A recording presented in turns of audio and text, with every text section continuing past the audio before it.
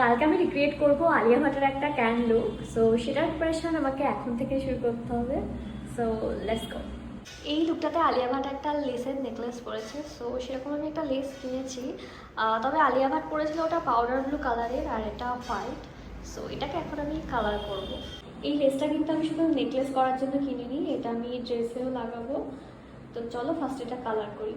লেসটাকে colour করার জন্য আমি কাদামের ডাইও কিনেছি। আমি তো প্রথমে ভাবছিলাম যে আমি উজালা দিয়ে করব, তারপর ভাবলাম না, উজালা দিয়ে হবে কিনা শিওর না, সেই জন্য এটা কিনলাম।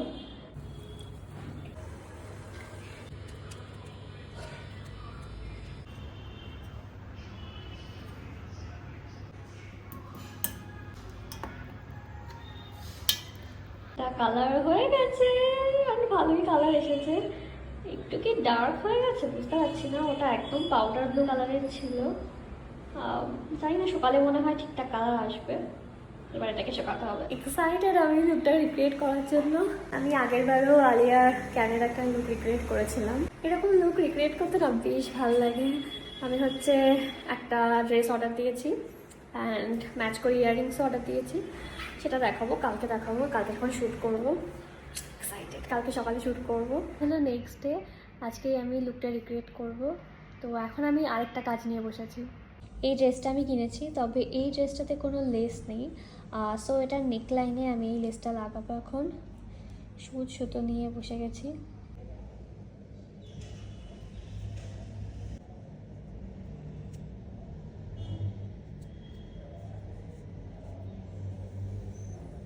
সেলাই করা ডান, ভালোই লাগছে। আমি আজকে এখানে শ্যুট করছি, আমার স্টুডিওতে শ্যুট করছি না, কারণ এখান দিয়ে খুব ভালো সানলাইট আসে। তো আমি এখানেই শ্যুট করব। আমি এবার শ্যুট করতে বসে গেছি, আর ভিডিওতে একটা ট্রানজিশন থাকবে। তো ট্রানজিশনের ফার্স্ট পার্টটা আমি আগে শ্যুট করে নিচ্ছি। এবার আমি ড্রেসটা পরবো অ্যান্ড মেকআপ স্টার্ট করব।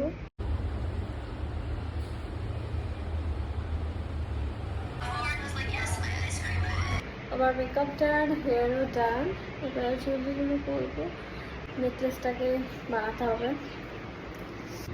এটার কালারটা বেশ ভালো এসেছে, তো এটাকে বানাবো এখন। তো নেকলেসটা বানানোর জন্য আমার লাগবে একটা ফ্যাশন টেপ, আর লাগবে এই ইয়াররিংসটা।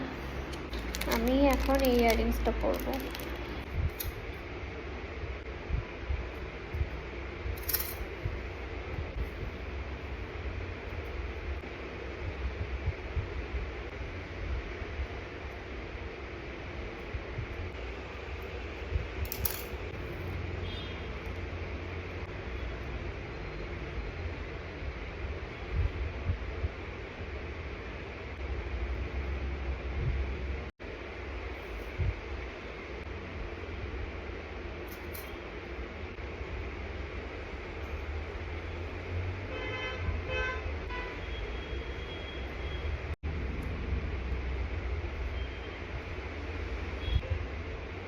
আমি এবার একদম রেডি।